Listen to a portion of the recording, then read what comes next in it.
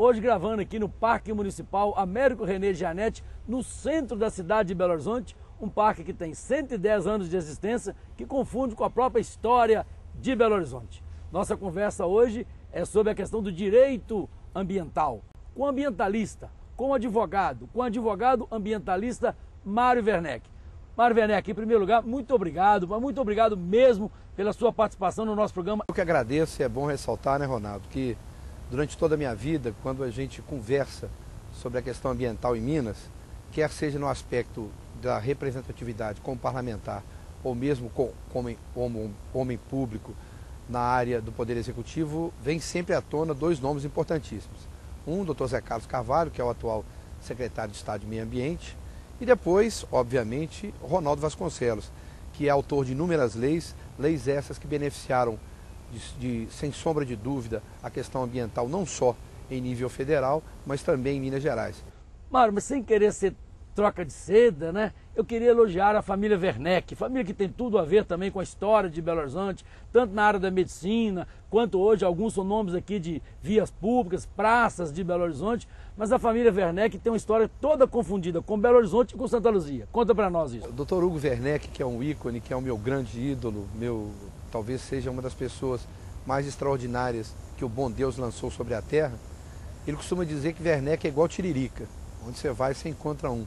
E ele costuma dizer também que nós devemos ter devastado o Vale do Paraíba no século XIX e voltamos todos como ambientalistas. Eu também tenho um outro grande ídolo, que é meu irmão Gustavo Werneck, que é um grande jornalista, autor de inúmeras matérias da questão ambiental de Minas Gerais, teve 60 dias na Antártica, fez digamos, um compêndio assim, extraordinário sobre os rios de Minas, inclusive elogiado até pelo próprio secretário de Meio Ambiente. Então a família Werneck tem toda essa gama de informações ao longo todos esses anos, mas eu não sei porquê, mas a gente pensa de uma certa forma que a sequência das famílias, ou principalmente o direito ambiental, está muito ligado com essa questão de cidadania. Agora eu quero saber, quando é que foi a sua participação, o seu início na questão ambiental? Eu assessorava o município de Santa Luzia nas questões de direito, obviamente, e nessa época, com alguns amigos, eu fiz uma inserção, digamos assim, acho que até para minha alegria, de montar o CODEMA, o Conselho de Defesa do Meio Ambiente do município de Santa Luzia. De lá para cá foi uma paixão violenta, eu comecei efetivamente a trabalhar nas questões ambientais, 20 anos completados este ano, e eu acredito que, para minha alegria, aquele marco inicial, aquele pontapé inicial dado no município de Santa Luzia, me trouxe hoje, digamos, um ganho extraordinário, não só como cidadão, mas principalmente como pai, como filho e uma série de outras coisas. Mário, na verdade também você preside a Comissão de Direito Ambiental da OAB, Ordem dos Advogados do Brasil, Seção Minas Gerais. Esta Comissão de Direito Ambiental da OAB e a sua ação como defensora do meio ambiente. A OAB tem sido fundamental nessas questões, porque por um preceito constitucional, a OAB defende o Estado Democrático de Direito e o princípio de cidadania. Quando que você acha que foi o início efetivo do direito ambiental, agora mais moderno no Brasil? A primeira lei, efetivamente, que se tem notícia do Brasil, que trouxe assim, um novo paradigma para o direito ambiental brasileiro, foi o Código Florestal de 1965. Em 1981, em plena ditadura militar, você já era parlamentar, você sabe disso, foi instituída a 6938, né, a lei que instituiu a Política Nacional de Meio Ambiente. Criou-se naquela época o Instituto das licenças, dos licenciamentos ambientais, da licença prévia, da licença de instalação e da licença de operação, através da resolução CONAMA 001 de 1986, a 6938 instituiu o Conselho Nacional de Meio Ambiente, criou toda essa estrutura que hoje nós temos. Depois, em 1988, você também já como parlamentar, aquele capítulo maravilhoso do artigo 225, que concede ao cidadão e ao terceiro setor, às organizações não governamentais, a possibilidade da defesa em juízo das questões ambientais. Então, na verdade, o artigo 225 da Constituição, inovador, extraordinário, austero, solidificou de uma vez por todas a Política Nacional de Meio Ambiente. Depois tivemos a 9.605 de 1998, a chamada Lei de Crimes Ambientais, a 9433, que instituiu a Política Nacional de Recursos Hídricos, a 9985 de 2000, que instituiu o Sistema Nacional de Unidades de Conservação. Nós estamos dentro de uma unidade de conservação em nível municipal. As ONGs e a questão ambiental. As ONGs são importantes no contexto do meio ambiente? Um exemplo claro é a Ponto Terra, que tem um programa de 30 minutos durante uma semana, num estado onde raríssimas vezes você tem notícia de inserções na mídia. Eu particularmente agradeço até, se me permite aqui falar, a TV Bandeirantes, que há 10 anos eu estou lá. É onde inclusive passa o nosso programa, além da TV Horizonte. Que há 10 anos já tem no ar comentários durante 3 vezes por semana. O seu programa, e eu acho que esse comentário que eu faço, são os únicos 2 momentos reais da questão ambiental em Minas Gerais. Então a importância de uma ONG está nesse sentido.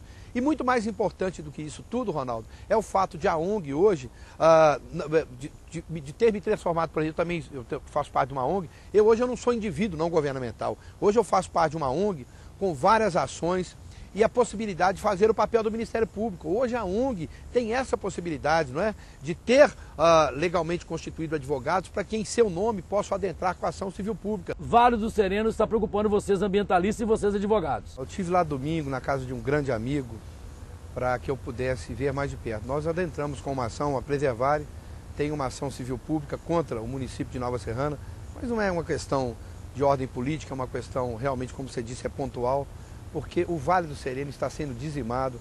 Há um cidadão que detém um grande número de lotes lá e que, quer queira ou não queira, vem cedendo, vendendo ou permutando estes imóveis para a construção de torres. É lamentável que isso ocorra, extremamente lamentável, porque é uma área especialíssima, remanescente de Mata Atlântica, onde aqueles moradores mais antigos, que são em torno de 20 ou 30, estão sendo sufocados por aquelas torres que estão sendo construídas.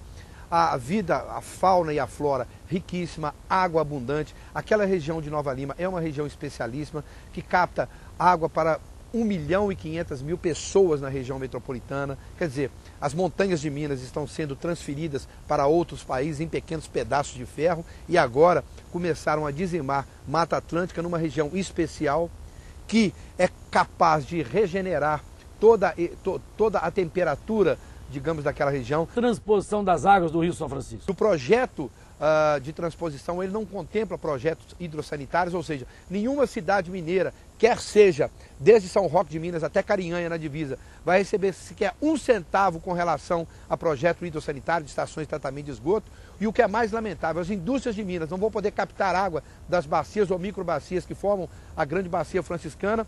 A nossa economia tende a ter um problema muito sério. O problema do Vale do Jaíba, que há mais de 40 anos desenvolve projetos extraordinários, tem que ser revisto isso tudo. As outorgas já concedidas aos mineiros vão ser revistas. E como é que é? Comeu eu e meu cavalo, o resto que se dane. Quer dizer, nós vamos ficar aqui numa situação insustentável. Produzimos quase que 75% de toda a água da bacia e temos que doar, sabe lá, para a criação de camarão e água doce, para famílias abastadas, para engarrafar Coca-Cola e sabe-se lá para outras coisas. Não é possível que Minas, Bahia, Sergipe e Alagoas não tenham, nenhuma das pessoas que estão defendendo a não transposição estejam erradas. Será que só o governo federal? Será que só o Ciro Gomes, que é uma pessoa que até deve ser respeitada, mas que tem uma formação harvardiana, uma formação americana, será que ele está certo, que nós todos mineiros estamos errados? Pelo amor, tenha santa paciência, Ronaldo. E a revitalização, qual que é a sua opinião, que é um estudioso do assunto? Bom, primeiro dizer que o Apolo é um missionário ambiental. Agora, a revitalização, Ronaldo, você melhor do que ninguém conhece Minas Gerais como a palma da sua mão, você é um mineiro de raiz da nossa querida Ponte Nova, por onde passa o rio Ipiranga, que depois transforma-se no Rio Doce. Você sabe melhor do que ninguém que nós temos que revitalizar as microbacias, aonde a água efetivamente nasce e vai formar as grandes bacias. Nós precisamos ter um trabalho de reestruturação das bacias, no sentido não é só de plantar árvore, mas da degradação, das máquinas que efetivamente retiram a areia dos rios. Outro dia eu passei em La Sance e vi uma draga grande no Rio das Velhas, um rio já revitalizado naquela região, digamos, em termos hídricos, a sua água já é límpida, grandes dourados, grandes surubins. Então eu acho que isso passa por uma educação ambiental, inclusive, nas escolas públicas, mas o mais importante, nós temos que desenvolver projetos que efetivamente criem estações de tratamento de esgoto para que os resíduos humanos não sejam lançados in natura. A pessoa, um surubim dentro d'água e vem toda aquela gama de resíduos humanos, é lamentável. E como disse, o grande cacique Seattle, Franklin Pierce, na sua carta, não demorará muito e o homem viverá com seus próprios excrementos. Mário Werneck, parabéns pelo seu trabalho enquanto advogado, enquanto presidente da Comissão de Direito Ambiental da OAB, enquanto ambientalista. Muito obrigado pela sua participação no nosso programa. Quero aproveitar e agradecer a você também, telespectador e telespectadora. Até a semana que vem.